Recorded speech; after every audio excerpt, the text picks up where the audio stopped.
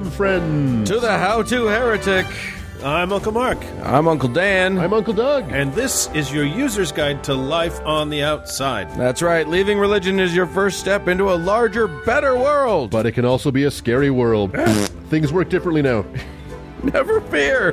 That's why we're here. We're your audio uncles. And with help from good friends and experts in all sorts of fields, we're going to share the stories and seek the knowledge to build a great life. After all, you only get one that we know of, so you'd better make the most of it.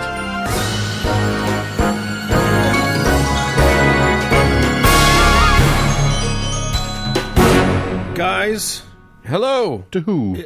It is episode 112 of the Impossible podcast, the How To Heretic, and we got a weird one for you today. Yeah, this might have been better on Halloween. Yeah, I like it. I like it. It feels like fall. Yeah, I don't know why. Because it does feel like death. fall. There's some death. So I'm going to talk about why maybe Dan and Doug shouldn't breed. And we didn't. Not for lack of trying. Yeah. I'm going to talk about fools departing their money quickly and also launch our new product line. Yeah, indeed. That's and right. I am going to talk about the menu that none of you asked for. It's what's for dinner.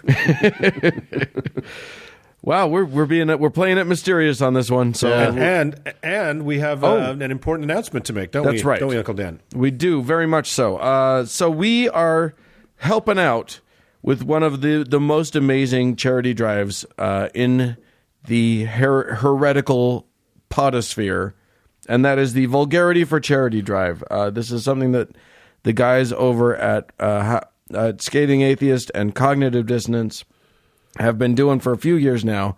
We're here to boost their signal because they're doing good stuff. They're raising money for an organization called Modest Needs, which is an awesome organization. It really is. They are so fucking good. And they basically, people who don't qualify for help elsewhere, they just they just help them out. Because this is America, and the bar for qualifying for help is very low. Well, so you might not make much money, but you make more than the government would consider you to be poor. Yeah, right. And these are guys that are helping people out who are kind of in that one paycheck away from disaster moment, and so it's their electricity bill, their car payment, or they need to pay for their prescription, and they just don't have the dough. Yeah, and it's very immediate. People apply, and they're kind of screened, and I think the turnaround on some of these requests is incredibly quick. Yeah, to help people. And it's just helping. And what's great about this particular fund drive is that you get the tax break for giving to these guys, but you also get, if you give $50 or more, you can get a roast for someone in your life or someone or a celebrity or whatever. Yeah. Done by the meanest people in kind podcasting, which are the Scathing Boys, the Cogdis Boys, or even us. Yep. We will be participating in this in some way or other, and so. You could probably request that it come from us. I'm not sure. Go ahead. What harm can be done? But yes, if you give $50 or more, you will get a roast of somebody that you either love or hate, and it's all for good charity. So, and there's a mysterious donor this year that is matching those donations up to $100,000. That's right. So that's you give 50, you're given 100. That's right. So give 50. What you do is you go to modestneeds.org. You give them $50. They will email you a receipt. You send that receipt along to vulgarityforcharity@gmail.com. That's vulgarity. It's all words. It's all spelled out. It's not the number 4. So vulgarityforcharity@gmail.com. So you send them your receipt plus the name and info and maybe a picture, if it's helpful, of a person that you want roasted. And roasted they shall be. We'll take them down a peg. And it's a person, place, or thing. You can, you can roast genocide. You can roast Chevy pickup trucks, whatever you want. Eric Trump. Heath really hates it if you want a dog roasted, so that's kind of funny to do too. And last year we did this with these guys. We had a ton of fun, and together we raised, I can't remember what the total was, but with an anonymous donation, it was over $100,000 for this charity. Yeah, so this one should this make year it. It's so much more. So Yeah, and if you can't afford $50, you can still give 10 or 20, and you won't get a roast out of it. But you'll have helped somebody out. But send the email along so that they know, and then that matching dollars it'll double your dollars. That's right. So so go ahead and do that, and listen to those shows for our voices coming on and being mean. Not in lieu of this show. Don't you fucking dare do that. Listen to our show most, but also to those guys. Right on. All right. So, all right, let's do a show. Woo!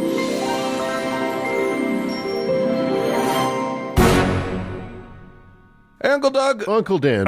You know what? I sometimes when I was growing up, I'd look at my mom and I'd be like, I didn't ask to be born.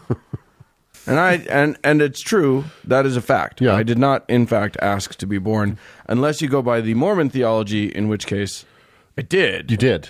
So You did. It's in that documentary called Saturday's Warrior, if you haven't seen it. such a beautiful, beautiful work. Yeah. That one is. But there are questions about whether or not about birth and about what should and shouldn't happen. And I think Uncle Mark is here to tell us a story about that. Is that true, Uncle Mark? Good news, guys. There's a science for that, and I'm going to tell you all about it. And by the end, I bet you'll be convinced. Of science? Yeah. Okay. Yeah, well, of this particular science, I think you're going to be very excited by it. I already am. So guys, as we've said on the show before, woo is a resting place many a good person might take solace in after they've fled woo's insane, abusive older sister, religion. Now we've said if religion is the opiate of the masses, then woo is the methadone of the masses. and this week's woo is a particularly deadly methadone. Most of the woo we cover doesn't have much of a body count, though they're all potentially harmful. This week's woo, out for which to watch, does it have a body count? And that's because this week's woo is eugenics. Often more accurately referred to as scientific racism. It's better when it's backed by science. Yes, and racism. Yeah. So now, dear listener, some of you might be thinking that eugenics is actually the academic field of study about your friend Eugene, who's semi-retired but keeps a few shifts at the airport to keep his benefits package active. And as interesting as Eugene surely is, it's actually not about Eugene. It's never about Eugene. So, no, eugenics comes from the Greek simply meaning good or well born, and who could be against people being born well? But eugenics is really the idea that people can be bred into a higher state of physical and intellectual being by selective breeding, and a whole bunch of other shit that falls under that umbrella, like comparative racial study, the relative values of the disabled, and a list of nightmares we can essentially just call the 20th century. It was founded, rather unhelpfully, we'll discover as time has worn on, by a cousin of Charles Darwin. Is that true? That's hilarious. God. Yeah, and inspired by some of the works of Darwin. And he's a guy named Francis Galton in 1883. And that's right, an air quote, science that has led to the death of millions of human beings and the torture of many millions more was founded by a cousin of our great satanic Lord Darwin, to whom we atheists sacrifice our multiracial, non-binary children at the abortionacle every year on Gay Pride Eve, as we read backwards from his diabolical Bible on the origin of the species, about how variations in the beaks of Galapagos finches may explain how life on Earth has changed over time. Not helpful. So is this? Can someone please come up with a place called an actual abortionacle, because that is gorgeous. What a beautiful turn of phrase you have, Uncle Mark. Thank you. I do have a way with terrible words, don't I? We should. Is this the cousin that he married, or I guess it's not? Is it? No. That kind of thing wasn't considered eugenically allowable at the time, as it was a boy cousin. His cousin and brother-in-law. and also his uncle. But he was a half cousin, whatever that means, or a step cousin or something. So I guess that matrimony could have been allowed under the laws of eugenics. but that sort of thing is particularly singled out, as you'll see in a minute. Now, remember, as we've discussed with topics like John Harvey Kellogg in episode 103, or even the absurdity of the Hollow Earth in episode 52, the 19th century was awash in terrible pseudosciences and balderdash that have only been revealed as such with the passage of time in the advancement of real science. Right. A lot of people who you would think should have known better, at least on moral grounds, if not scientific grounds, believed in the principles of eugenics and the very, very slippery slopes those ideas teetered upon. And while there are a few ideas that eugenics... I should be selected out for my cough. You're right. There are a few ideas that are considered eugenic that are arguably good, such as siblings and close cousins should not procreate, and that non-viable fetuses that would either die upon birth or live short, agonizing lives should be aborted, to name, well, like two. The only two good ideas. Technically, that's two. That's two, so that's plural. And the rest of the ideas range from awful to evil. A big part of the problem of eugenics and its 100-plus year history is that it's a cudgel that gets picked up by whomever happens to be in power in a place at any given moment. This is well illustrated by the British showing up and toppling any of the dozens of non-Caucasian societies that had things the English wanted. So various factors went into the British Empire being militarily superior to, say, the Burmese, such as the mad luck of abundant resources in a temperate climate, constant military conflict with other seafaring powers forcing the development of ships and weapons other societies had no need for, a religious dogma and history demanding a kind of manifest destiny, a cultural ruthlessness, a capitalistic business culture demanding limitless resources, etc. All advantages on the battlefield, yes. Racial superiority, no. But that didn't mean that the skulls of the vanquished peoples wouldn't be stuffed with rice grains and compared to the number of grains that could be gotten into old Lord so-and-so's skull. That's literally true. Length of fingers and limbs, hair color and texture, teeth, etc. were all measured and weighed and cataloged. And what do you know, every single time the science of eugenics found that the white British ruling class were genetically superior to the Indians, the Chinese, the Burmese, every stripe of African, Himalayan, and Australian you can imagine. I will say this. I have a lot of British blood in me, English and otherwise, and I will say I have a very large head.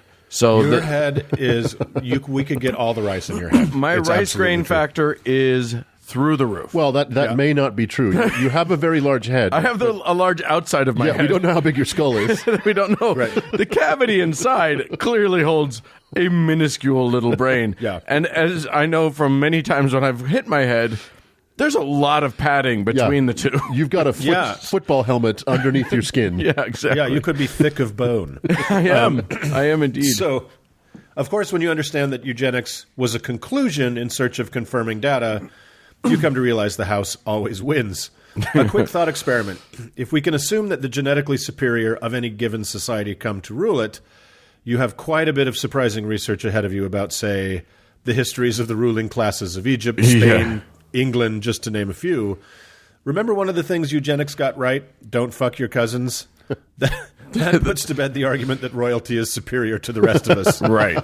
Royalty has long been at base the business of cousin fucking. Yeah, that's why the Habsburgs died of paper cuts. That's right. Anyone who wears a crown wears it to maintain the shape of their soft skull. It's kind of like a retainer. And just to make that point a bit more agonizing for our American friends, if indeed those who rule us are our genetic superiors, we are at this moment devolving into literal jellyfish, and we are supremely fucked. The Trump clan seem unable to stand without constant conscious thought about how to do so. And their mouths are somehow rotated 90 degrees so they open vertically like a grasshopper rather than as human mouths do, making the words absurd, industry, origin, and Beyonce literally impossible to pronounce. There are other paths to power aside from genetic excellence. But here's a fun tidbit. The idea that there are superior races and that forced selective breeding can improve them is older than Darwin's cousin's idea by a lot. Plato suggested breeding a race of super Greeks. The Bible has more than a little to say about which races are the good ones. We talk about that more than a little bit here on the show. Yes, indeed. But the actual idea of racial hygiene, which is another name for eugenics, found traction very close to home for us fellas. Can you guess by whom? I'll give you a tiny hint. It starts with M and rhymes with Normans. Yeah. That's right, boys. Well before eugenics was coined as a term, the one true church on earth, dedicated to nothing other than the love of Jesus and all of God's children, was thinking about how to breed out all the human trash that polluted American society. Well, the thing about it is that what happened was God made the darker-skinned folk darker-skinned because they were evil. And then, wait, sorry, my race relations just got completely derailed for a second there.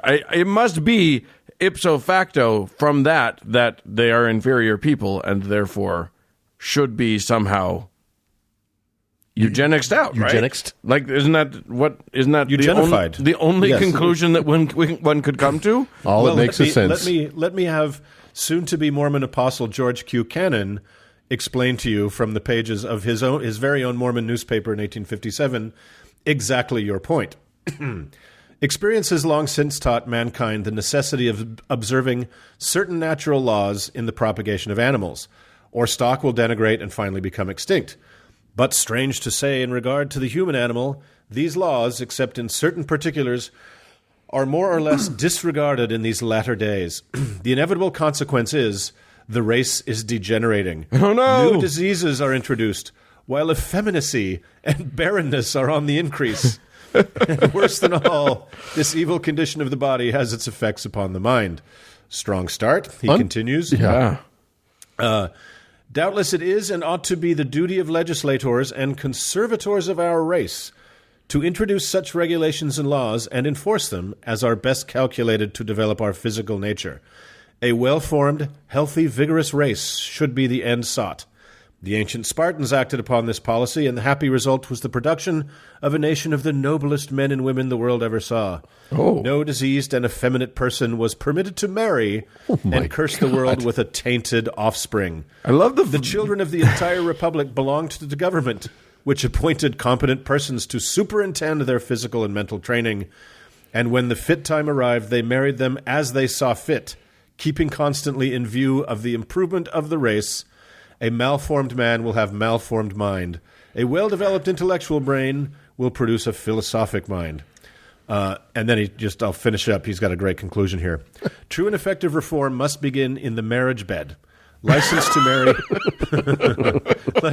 marry should not. And Mormons are walking out on some very thin ice when they start talking about marriage. But you'll see why he does it. License to marry should not come from the priest, but from the physician. It will be when the law forbids the unhealthy to beget children, when it compels every healthy man to marry, when refusal to this will debar him from holding office, from voting, from suing at courts of law, from making contracts, from following any learned profession. Holy shit. When it suffers no healthy girl to remain single after she becomes of proper age, when no whore shall be permitted to live, when illicit intercourse shall be punished with death, that we shall witness any improvement in the morals of the age. Wow. Okay, when did he say that? 1857. Holy fuck. That's remarkable. I will say this. Now I'm feeling guilty that I didn't pass my perfect genes on. I do feel a little bad. I think the three of us have some work ahead of us. Yeah, exactly. Boy. We have to kill all the whores and involuntarily bed every woman of breeding age. Father all of the children. God damn. So it goes on, and like the British imperialists, the Mormons picked up the idea of eugenics to defend polygamy. Yes, we're weird, but we're white people, and wouldn't it be better if we all just fucked our way to a wider and more delightsome earthly existence? Right. Well, this is all just pulled from one single article written by Apostle George Q. Cannon. Purifying the blood of the saints to arrive at a wider world was a foundational Mormon principle, made abundantly clear in inarguable detail by the second prophet and real father of what is Mormonism, Brigham Young. You can listen to our story on his love of blood atonement in episode number 50. But Pure white Mormon blood and racial hygiene was very much on the mind of the highly revered Mormon apostle, soon-to-be prophet Spencer W. Kimball, who in this real 1960 General Conference talk... Yeah, I was going to say, Kimball's a lot later than George Cannon. 1960, was pleased as punch that the tawny Navajos could be made white in just a few short generations. Yep. And I quote, "At one meeting, a father and mother and their 16-year-old daughter were present. The little member girl, 16, sitting between the dark father and mother, and it was evident she was several shades lighter than her parents. On the same reservation, in the same hogan, subject to the same sun and wind and weather. There was the doctor in a Utah city who for 2 years had had an Indian boy in his home who stated that he was some shades lighter than the younger brother just coming into the program from the reservation. These young members of the church are changing to whiteness and delightsomeness. One white elder jokingly said that he and his companion were donating blood regularly to the hospital in the hope that the process might be accelerated." Oh, fuck me. Wow. Don't fret, dirty brown people. These noble, insufferable 19-year-old virgins are here to make you whiter 1 pint at a time. Oh, my God. Well, if generating a white and delightsome utopia was the goal of Mormonism, you go to Provo, they succeeded on the white part. Welcome to Utah. Less than delightsome, but we're working on it. I know that quote sounds insane. You can look it up. You know what? I'll actually put a link to it in the show notes. Yeah. It's called "The Day of the Lamanites" by Spencer W. Kimball, General Conference, 1960. It's only about 6 pages. Please read it. But trust me, reading the whole thing does not make it any better. Right. And remember, Mormonism's earliest foundation is laid on a garbage eugenic idea. That being the laughably stupid pseudo-scientific balderdash of comparative anatomy, that basically some Jews have large noses and have brown skin, some Native Americans have large noses and brown skin. Ipso facto, multo stupido, Native Americans are Jews. This foundational idea can and should be ridiculed because it's fucking ridiculous. As we know, DNA has obliterated the very first principle of the Book of Mormon. But let's leave the Mormons for a spell. Yes, please. And see whom else might have found this idea of the powerful being genetically ordained to be so. As I touched on, the early 20th century America was pretty consumed with eugenics. Our old friend and all-around evil piece of shit, John Harvey Kellogg, embraced it fervently, as did literal Nazi car salesman Henry Ford, as well as a host of other villains. He sold Nazi cars? Yeah, he did. Yeah, Volkswagen's right. And that's a clue. Look up Volkswagens. So widespread was the enthusiasm for racial improvement. Even people we now consider the good guys were down with some aspects of it, like W.E.B. Du Bois, an African-American intellectual and civil rights champion, and Margaret Sanger, major feminist and early pro-abortion activist who founded Planned Parenthood. So that's not good. In the U.S., eugenics had led to laws being passed that led to countless tens of thousands of, air quotes, defectives being sterilized. Yep. The skulls of black Americans and Native Americans, even its poor Eastern and Southern European immigrants, were found to accommodate far fewer rice grains than those of its white Protestant colonizers, and their humanity was yet again adjusted downward for this deficiency.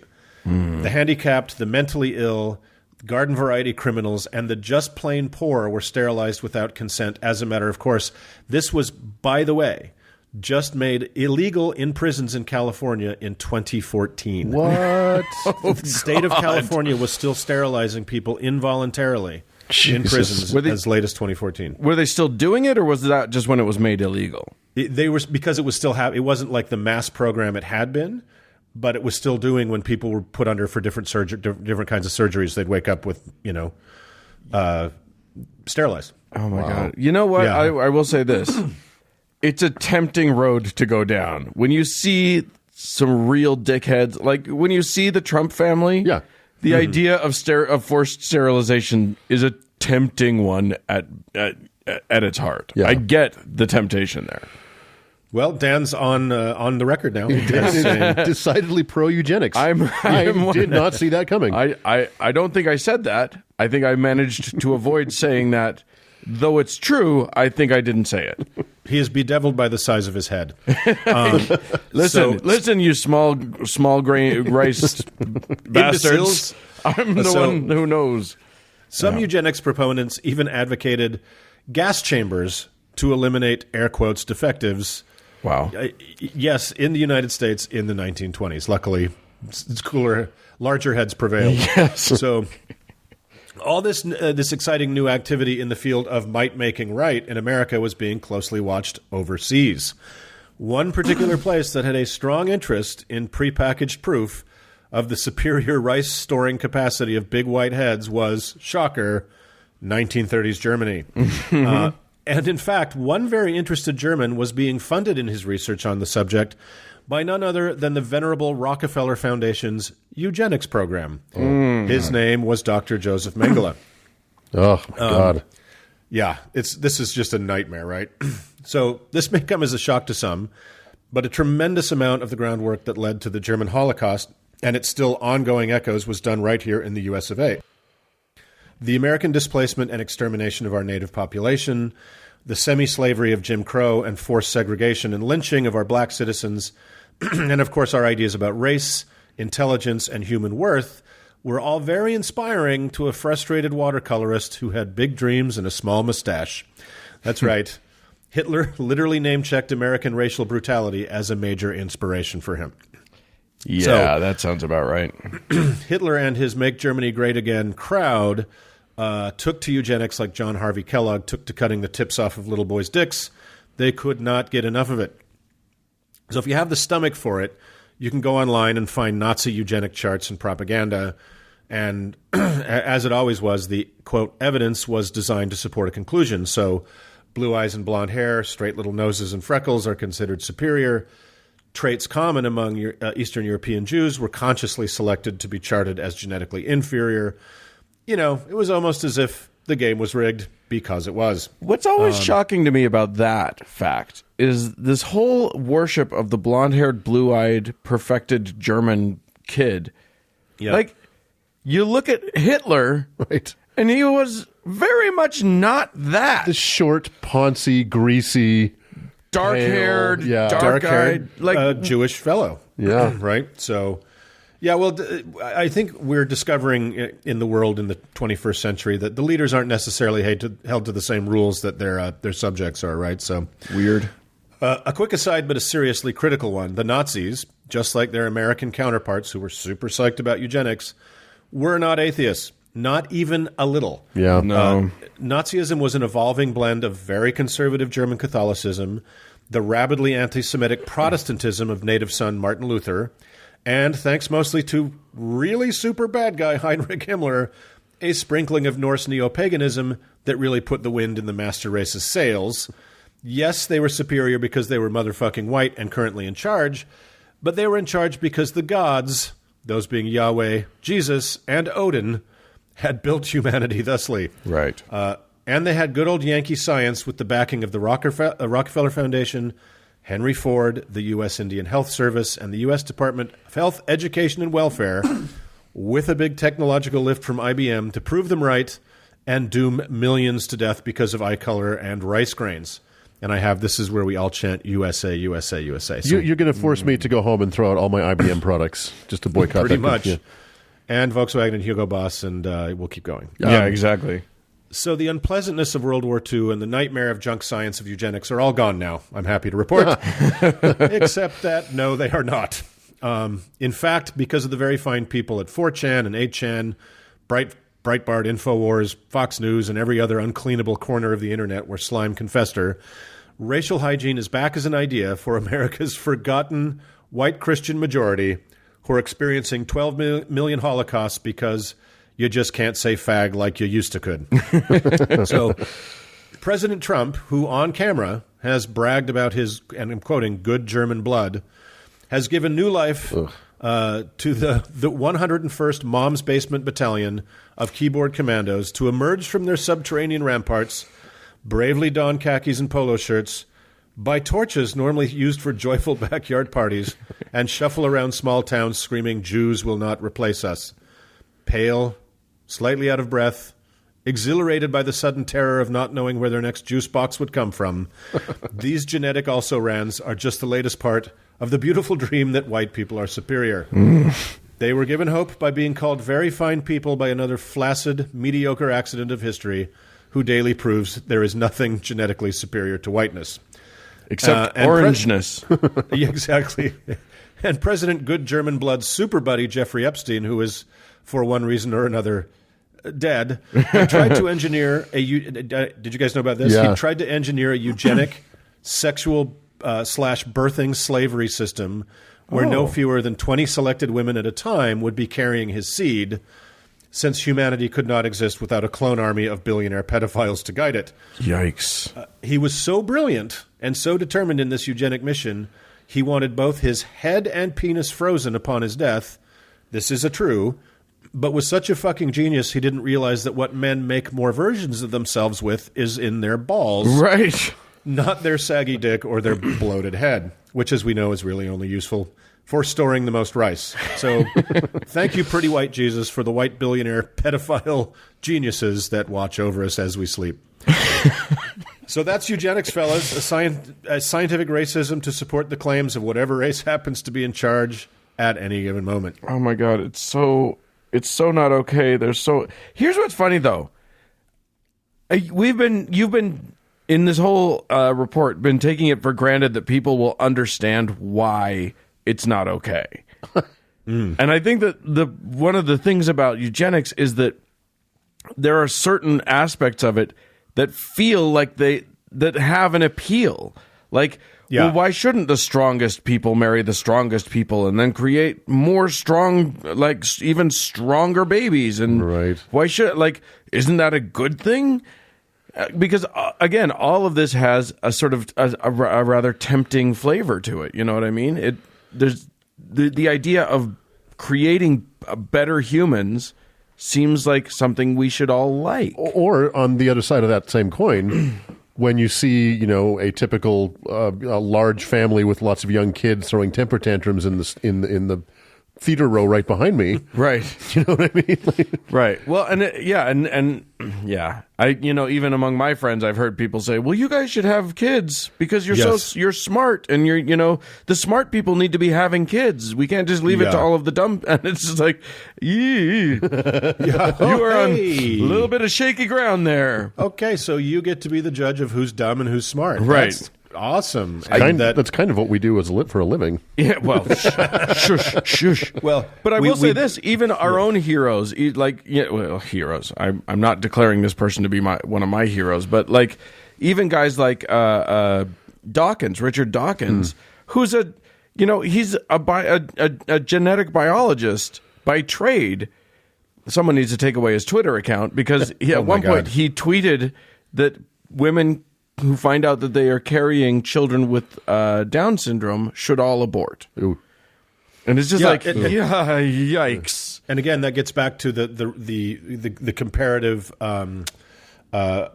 use of the disabled, right? The value of humans in general. The value of human and their individual lives, right? And their freedom to live as best they can in a way of their own choosing.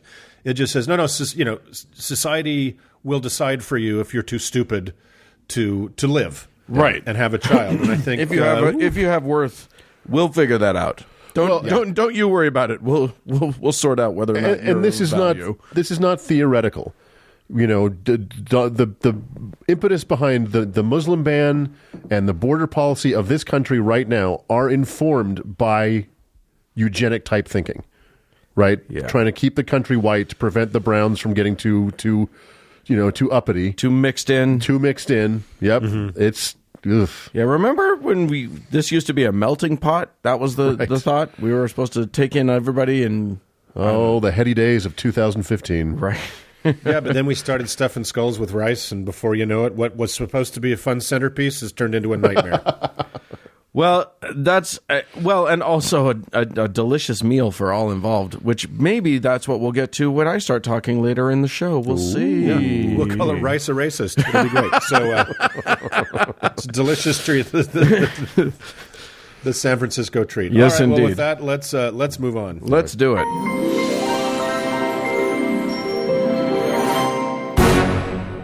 Hey, Mark. Yeah. Have you? It's coming upon the season where we can all give thanks for a song that tells us the beautiful story about a child who saved all of his money and yet still couldn't afford to buy his dying mother a pair of the most beautiful shoes he had ever seen. I believe you're referring to Christmas shoes, Dan. I am referring to Christmas shoes. It's the most beautiful song that I will shoot myself if I ever have to listen to again. But definitely who listen to Patton Oswalt's breakdown of it if you have it on YouTube. It's very, very funny. Yeah, it's the worst song that's ever been written on the face of the earth. Why do I think there's a Glenn Beck tie-in to this? Does he have some? Doesn't he, Doug? Does he have some tie-in to the Christmas shoes? Why do you ask me like I know all things Glenn Beck? Other than because you pay attention to those fucking assholes in a way we don't. Like other than crying every time he hears it. Yeah. Here's the thing. I think that if Uncle Doug's going to tell us about what I think he's going to tell us about, this story could go very differently. Yeah, it is going to go differently. So I'm going to talk about a very different kind of shoe, but there is a tie-in. But okay. Before I dig into the segment today, I wanted to give a quick update of a segment I did back in episode 82.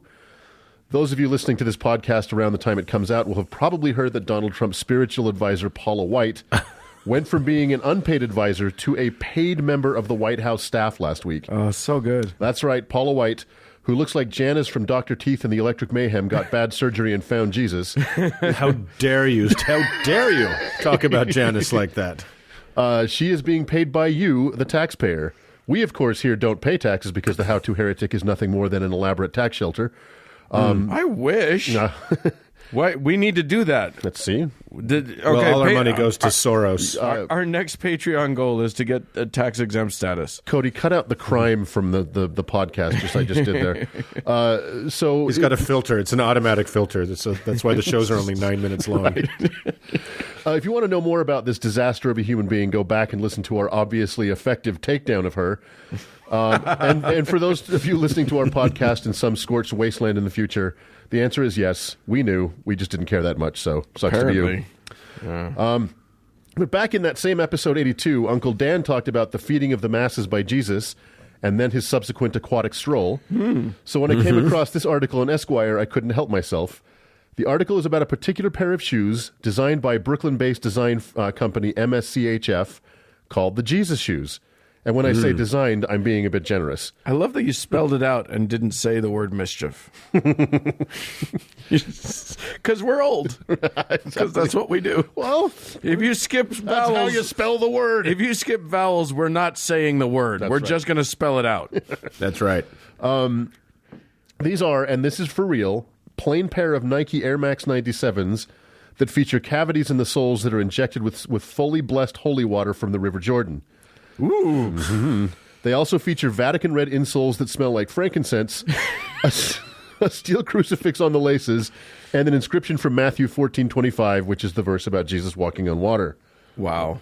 The shoe's asking price, and this is also real, was $1,425, which is referencing that verse from Matthew. Now, oh my God. If you think there would never be somebody the price is a Bible verse. I know, isn't that great? Amazing. It's so funny. If you think there would never be anybody stupid enough to fall for such an idiotic stunt, well, welcome, new listener. We're happy to have you. Yeah, exactly. So, Mischief's total inventory of these shoes sold out in 1 minute. And, oh, my God. And the shoes price shot up on the secondary market, with some knobs dropping over $4,000 for a pair of these shoes. Wow. Yeah. I'll draw on some shoes with Sharpie if you want. Exactly. There's a little more to this story than meets the eye. It turns out that Mischief, surprisingly, has a history of creating bizarre products and media initiatives that serve to generate both hype and dollars. These product launches are dropped on the second and fourth Tuesday of every month at 11 a.m. Eastern Standard Time. They have done things like load a computer with 6 types of malware that have cost the economy over $95 billion. This piece of art, called The Persistence of Chaos, sold at auction for $1.35 million. Wow. Yeah. These guys are good at marketing. That's right.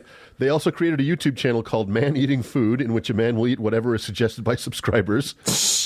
And they also created a font called Newer Times Roman, which looks just like New Times Roman, except that each letter is just ever so slightly wider, meaning that lazy college students can reach their assigned page count for papers with less words. Oh, okay. That one I could have used. These guys are brilliant. They're pretty funny. This is quite brilliant, yeah. So this is what Mischief does, and the Jesus shoes were obviously meant to be a joke, riffing on consumer culture and pointless cross-branding. In fact, they were upfront about it, with company head of commerce Daniel Greenberg saying in interviews that he was inspired by a silly collaboration between Arizona Iced Tea and Adidas. Right. Yeah. But there are apparently a culture of people who call themselves hype beasts that basically try and anticipate what product or trends might explode and get in before it does. So if you can buy a pair of Jesus shoes for $1,425 and resell them for $4,000, that's not a bad day's work. Of course, if there's no fool further down the way willing to pay top dollar for them, you're hosed. Yeah. Now, whether the people buying up these shoes are doing so because they like the religious angle, they want to just flaunt how wealthy they are, or just think the shoes are really cool, doesn't matter. All three groups can easily be placed in the bucket marked fool. Now, you all may be members of a club so cool that I would never be admitted, but I will console myself by withdrawing $1,425 in ones and rolling around naked on my bed with them. which you are wont to do. It's kind of my thing. So too bad you don't have that kind of money. So, however, I am intrigued. You can do it in nickels. Don't worry. Exactly. Same number. Doug's poor. I am intrigued by the notion that there are hipsters and Christians with disposable incomes willing to part with their money for trendy biblical-themed gack. So today, I am introducing the How To Heretics' new line of holy accoutrements and faith-affirming tchotchkes under the brand name Heretique. Ooh. It has no vowels except the I at the end. Item number 1 on today's list is the Mother of God personal vibrator. That's right. This handcrafted sex toy is made from actual Lebanese cedar in the image of the Virgin Mary herself and has only been used once by a now defrocked nun in Croatia. Wow. So get your holy rocks off and protect the environment at the same time with this fully solar-powered, olive oil-scented artisanal bean tickler. Yes, the olive oil, like Mary herself, is extra virgin. This item goes for the low, low price of $69.69. How To Heretic is not responsible for slivers. Or what better way to ring the devil's doorbell? That's right. Or how about this blessed be the Peacemaker's customized AK-47 assault rifle? Each one of these collectible killing machines was lovingly removed from a dead teenage member of Hezbollah. Oh, God. The hollowed-out handle is filled with the tears of grieving mothers trapped in centuries of intractable conflict, and the barrel is inscribed with Matthew 5:9. So shoot up your workplace the holy way with this one-of-a-kind murder weapon for the unbelievable price of $4,700. And finally... That's cheap, actually. For those trendy... I feel like you're underpricing these things. Oh, they'll bounce up on the secondary market. Finally, for those trendy faithful on the go who want to make sure their bling is blessed, there's the Eye of the Needle money clip. This 24-karat bill tender is made from 100% pure Nazi gold and can hold up to 25 bills at one time. Each one of these truly beautiful clips has been held out to and then pulled away from a starving Venezuelan child. Oh, God. And is imprinted with Matthew 19:24, which reads, And again I say unto you, it is easier for a camel to go through the eye of a needle than for a rich man to enter the kingdom of heaven. You can take your ironic douchebaggery to the next level for the bargain price of $1,924. So, call now, heretics. Supplies are limited. I feel like we're a bad show now. I feel like we're evil. I feel like we've crossed into something different at this point. Did that happen? But if there's money to be made, I'm down. Oh, yeah. Believe me, I'm okay with it. It's just I was confused for a second. I forgot who we were. And by the way, if we ever get off our asses and get some merch together, that part of our website will be the Heretique. Yeah, exactly. For sure. You're welcome. Yeah, so there you go, the Jesus shoes. So enjoy that. Yeah. Okay. Well, somebody is out there writing a Christian song about those shoes as we speak. It's Kanye. It is Kanye. 100%. It is Kanye. So look for that dropping in December. Yeah. Our next president. Okay. All right. Well, let's move along then.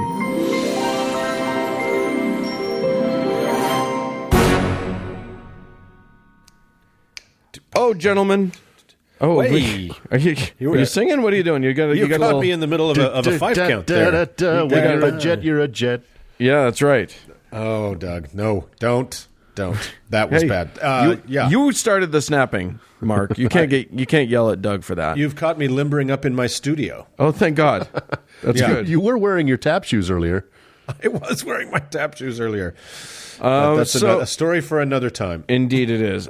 We have a few people to thank, so I'm going to get to it right off the bat. Thanks so much to Tim and Charlie for their fine donations to our cause. We love you. And that is just doing this show. Our cause is just doing the show. So thank you guys so much for that. And if anybody wants to be a patron of this show, and everyone should, I don't see why they wouldn't. Yeah. If you're listening to this show and you like it at all, do it quick before you get to the next segment. Exactly. If you like the show and you're listening to the patron section, you really like this show. Yeah, exactly. Yeah, exactly. So go to howtoheretic.com, click on the support business, get yourself to our Patreon, and become a donor. And you can choose how much or how little you want to give. It's up to you. There's no maximum limit, as Uncle Mark likes to point out. No upper limit. And you can you can give as much as you can. But you can also give as little as you like. And remember that this is not exclusively for people who love the show. If you hate it, you can That's right. Give more. There's a number that will make us stop. Just see if you can get there. There is. Right? Just email us. We'll give you the figure. Right. Yeah, Curtin McConkey, there is a number that you can make it stop. Just we'll let you know when you get there. Also, we can always use as many stars as you're willing to dole out. So go to wherever you listen to us and give us 5 stars. Never 4, never 3, never 2. That's right. Certainly never 1. And we'll appreciate that too. 5 or die, bitches. Yahoo! Let's roll.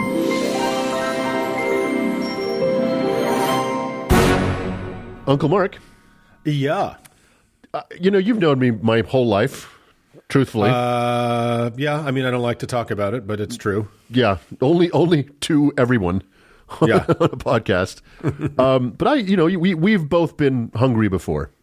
Oh my God! Most of our childhood. Yes, you're it's hungry true. Boys. I've been around both of you enough to know you're hungry boys. Yeah. Yeah. And my eating habits haven't changed, but my metabolism sure has. Right? Oh boy. Yeah. But I've never been hungry enough to eat a certain thing. I have never crossed a certain Rubicon. Right. Mostly because I haven't had the opportunity. But the forbidden meal. I think Uncle Dan is going to talk to us a little bit about the most dangerous game. Yes, indeed. the most dangerous dinner. Yeah. That's right, fellas. We're talking about cannibalism today. And I want to start with a quiz. Oh. We always, you know what? We need to stop doing the show before lunch. Yeah, it's going to taste better and better as we move on, I promise. Yeah. All right. Today I'm going to talk about what may well have been the largest and longest-lasting cannibal cult in human history. Oh. This was a common practice of this group of people for centuries. I want you guys to tell me what continent you think I'm talking about. And I'll give you a hint before you dive in. Unlike many cannibal practices, this group depersonalized their cannibalism, which is to say that in an unusual twist for cannibals, these creeps did not know the people they were eating. Okay. Well, what continent are the Mennonites on? All. So everywhere. Oh, they're nightmarish in their primitive savagery, aren't they? Yeah. I don't know. I want to say it's the Catholics because they are. Well, they are a cannibal cult. They just don't like to be called that. But sure. I would say, but their cannibalism is fake cannibalism because it's a pretend thing. It's a pretend thing, but not to them. But not to them. I would say the Australian plate. Okay. I'm going to say the Americas. Can I say both continents at the same time? Sure, absolutely. That's where I'm going. I am not talking about New Guinea or the Amazon basin, nor am I referencing any ill-fated wagon trails crossing the deserts of Utah or Nevada, or airplanes in the Andes. The answer we were looking for, fellas, is Europe. And the weirdo group of cannibals that I'm talking about was a small cult known as Pretty Much Everybody. for centuries, from ancient Rome to the end of the 18th century. Really? Yeah. Really? I should be clear, I'm not claiming that everybody in Europe ate other people, but I'm claiming that it was totally normal to do so, and it happened all the fucking time with nobody even raising an eyebrow. Really? Mind you, when I hear talk of cannibalism, I often picture a zombie-like scene where a bunch of crazed lunatics voraciously descend on an unsuspecting newcomer. That's not what we're talking about here, though in a few cases, not too far off. What I'm talking about is medicinal cannibalism. The eating or use of human flesh and blood to cure whatever ails you. And damn, they really went for it. Look, for a long time and all over, too. I read accounts from what is now Germany, England, Spain, France, Italy. It feels like the only place I haven't read accounts from is Transylvania. So, but I'm sure it happened there, too. So what am I talking about here? Well, for millennia, and even today, for way too many, what passed for medicine was little more than hopeful pretend magic and the crazed guesses of men in important-looking robes. Yes, there was the very occasional time when somebody stumbled onto a genuinely useful herb or something, but mostly it was just a whole lot of, well, this kind of sounds like it might work. Let's believe in it for hundreds of years. One of the driving influences in medical cannibalism was the prevailing and very persistent notion that a person had a finite and predetermined amount of life force in them. Stronger people had more, of course, weaker people had less. Thus, when someone died violently, quote, before their time, meaning when they were young and healthy, there was still tons of good life force left in them, just ripe for the picking. So, for instance, ancient Roman Pliny the Elder wrote almost 2,000 years ago about a fun tradition where people afflicted with seizure disorders, what used to be called epilepsy, would rush from the stands of a fighting arena to drink down the vitality and healing goodness contained in the hot, sticky blood of fallen gladiators. Oh my God, is that real? Yep, that's a real. That was a big belief and apparently a thing that they were allowed to do. It must have been a deleted scene in Gladiator. Yeah, Russell Crowe never let us see that one. That must also be the origin of rushing the field after to tear down the goalposts. Yeah, exactly. At the football game. Well, That's clearly the origin. They have nothing better to do because we stopped leaving dead ones out on the field. That's what we needed to be doing. Then the goalposts would be okay. Anyway, we know that this practice dates back a ways, but it seems that the practice really didn't hit its peak until, any guesses? The Renaissance. Recently? Oh, God. Did you think I was going to say the Dark Ages? I was hoping. Nope. It certainly happened then, plenty. But this shit peaked in the enlightened times of the 16th and 17th centuries. And what kind of cannibalism was the order of the day? Well, that depended on who you were and what you could afford. Don't worry, the answers for poor and rich people are equally horrifying. They're just horrifying in different ways. So let's start with the wealthy, shall we? What kind of medicine was available to those for whom money was no object? I'm not going to like this list. It's but so good. I am making notes. Continue. Please do. To answer that, we have to note two things about the learned Europeans of that time. First, they had a huge respect, possibly even a reverence, for the wisdom and education of the Middle East. Persian and Arab thinking was way ahead of Europe in most ways, and they all knew it. So when the Europeans heard that in Persia, black viscous goop was all the rage as a curative, they were excited. The second thing that you need to know about the Europeans is that they weren't always good at listening and or understanding what was being told to them. The sticky yuck that I'm referring to was bitumen or pitch or asphalt, basically. So, maybe the Persians weren't so far ahead of them after all. But they were into it. They would use it in poultices, and they would even swallow it, that sort of thing. Now, I don't know if you know this, But in Persia and parts of the Middle East, they spoke different languages than they did in Europe. So sometimes when the Persians referred to a poultice made of road tar, which they called mum, the Europeans understood what they meant. Sometimes, though, they mistranslated it and mistook it for a different word, an Arabic word, and that stupid little miscommunication really does seem to be the reason why Europeans became obsessed for centuries with curing their ailments by eating mumia, which they took to mean ground up, genuine, honest-to-God Egyptian mummies. Oh. Yeah. Yeah. Yeah. Yep. Yeah, I knew that was a thing. Yeah, I did know that was a thing. It seems to have come from one of the substances used in ancient Egyptian embalming process. It was a one-word flub, and it was off to the races. Seems like kind of a finite resource, you know what I mean? You think? Yeah. Although there were a lot of them. And every enterprising explorer with a crew suddenly threw caution to the wind and headed to Egypt to do some lucrative grave robbing. The wealthy needed their mummy powder. So Wait, and that was based on just the misapprehension of a word. Yeah. That was basically it. Now Super. And believe me, don't get it twisted. It wasn't an interest in archaeology that drove the exploration of the ancient sites of Egypt. It was like finding artifacts and early writing systems was a curiosity at best.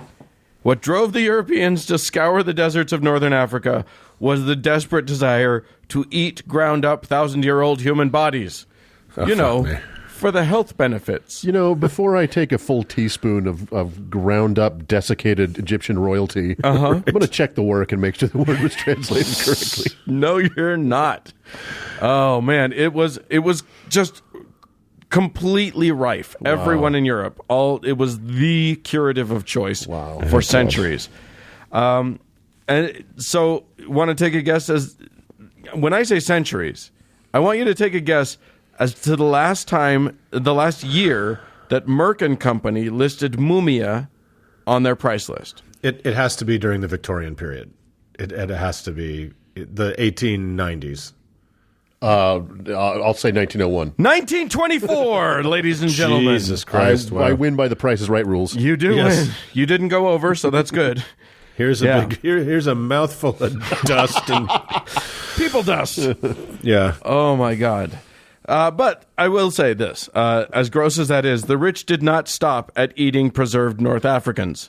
No! The supply of that was too limited, and there were so many other bodies available. One of the most famous examples was the favorite elixir of King Charles II of England. Old Chuck II was a bit of a science nerd himself. He apparently had his own chemistry lab. So he wasn't about to go in for any old nonsense. He wanted the best possible medicine, and he was going to pay for it. After doing all of the due diligence one could expect from a brilliant mind such as his, he finally found his cure-all. He paid a reported 6,000 pounds. That is not a small sum, even for a king. To a local college professor for the recipe for what would come to be known as the King's Drops. This was a distillation of alcohol, sometimes a little chocolate, and the powdered skull of grave-robbed Irish folk. Oh, my God. Jesus Christ. Skulls. Actually, you know what? It's probably fantastic. That sounds great. It's delicious. Yeah. And you really want that good Irish skull. Skulls, you see, were close to the brains, and so when the person died, a whole bunch of the head health seeped from the brain into the skulls. Make sense? No? Fuck you! You know, it is amazing we have made it this far. It also is really... this completely by accident. This show has taken on one of the strangest tenors of any of our shows we've ever done. Right? Yeah. A lot of reference to skulls and to royalty. So there we go. Yeah. Fancy doctors of the time were also known to grow moss on human skulls and then use that as medicine. Great, apparently, for stopping nosebleeds. So that's good. That's good for me to know. Great. Yeah, exactly. Another super good curative was human fat.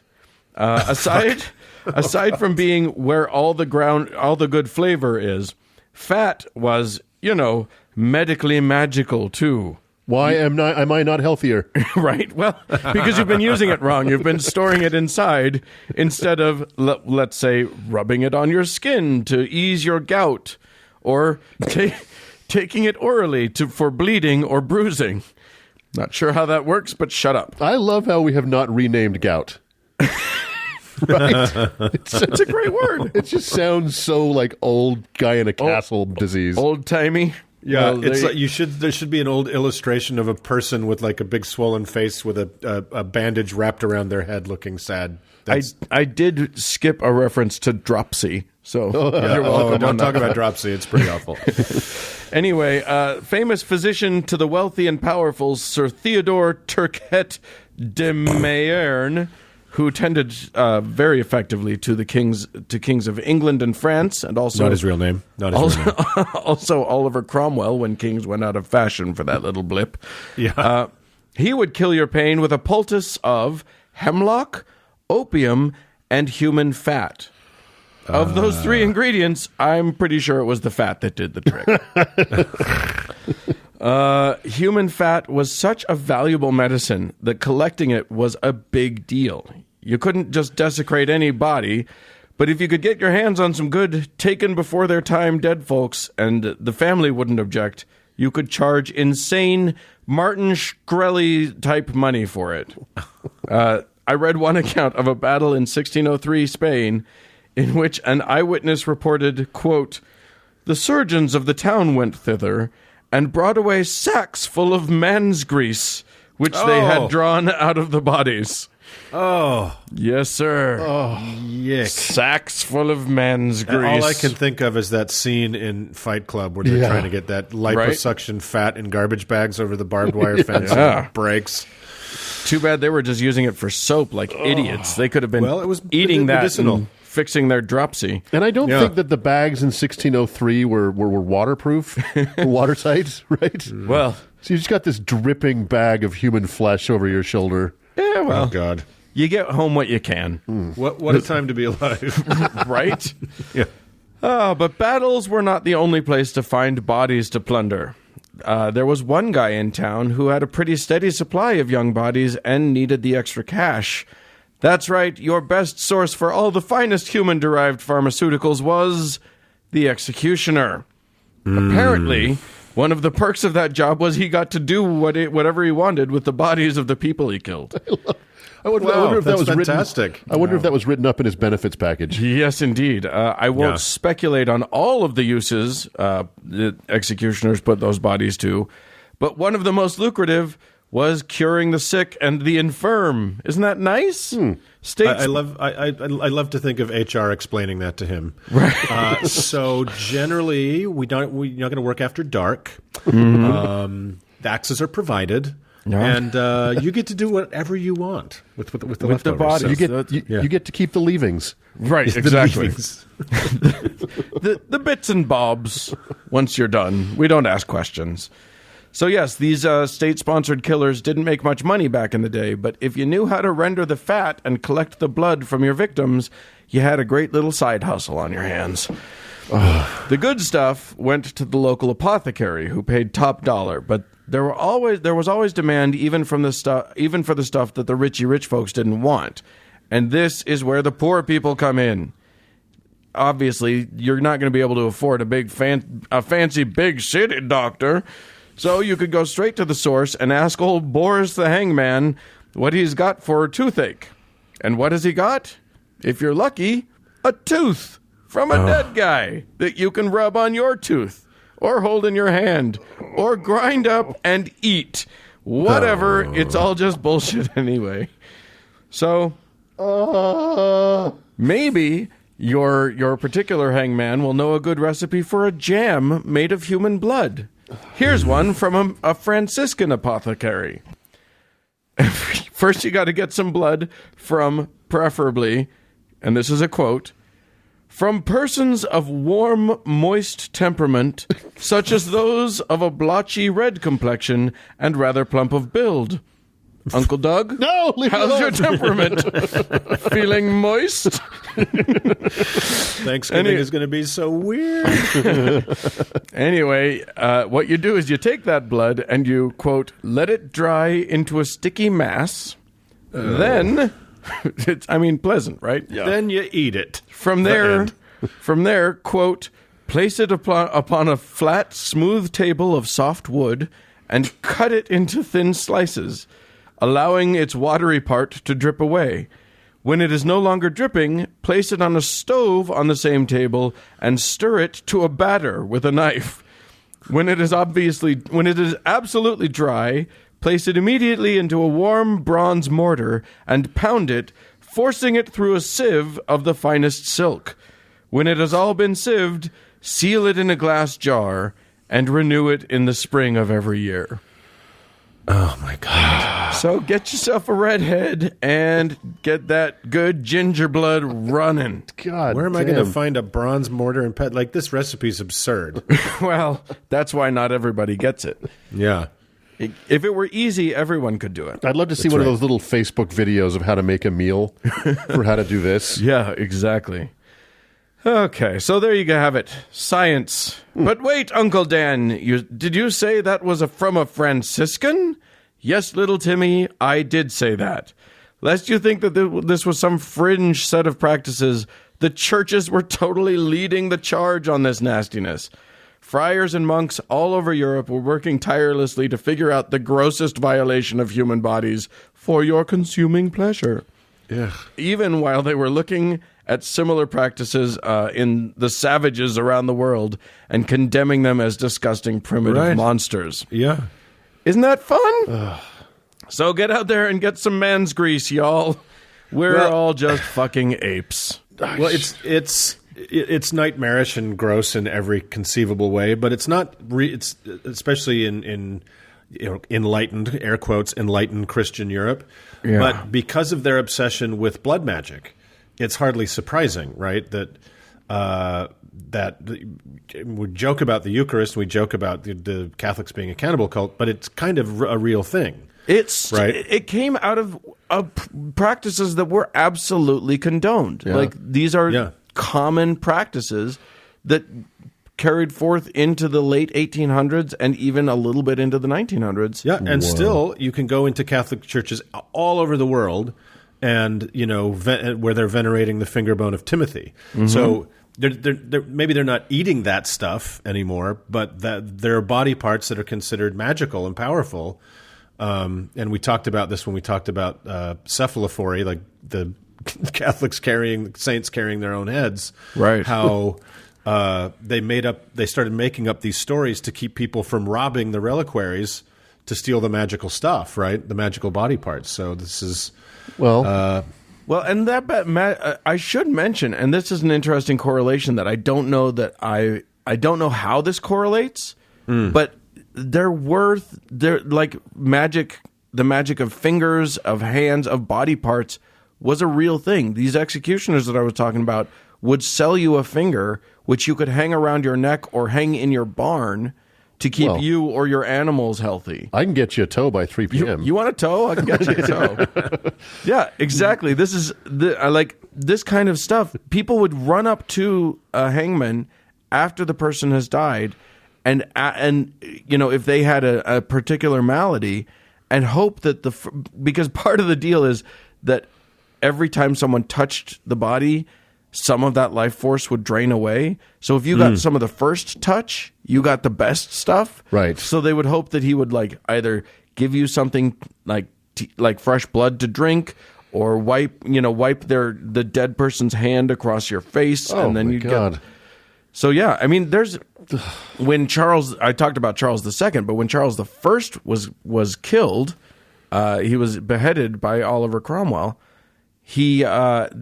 People ran up and sopped up the blood of the king because it was thought that a king's blood would, of course, have the most curative powers. Wow. And then they ate it. Well, we're going to have to get a tub of man's grease ointment and a jar of blood jelly onto the Heretique shop here as soon as possible. Yeah, well, it will happen for sure. Yeah, well, I don't need to eat today, so that's great. Thanks, Dan. With that, everyone enjoy your meals, and let's move on. Let's move on. Sir.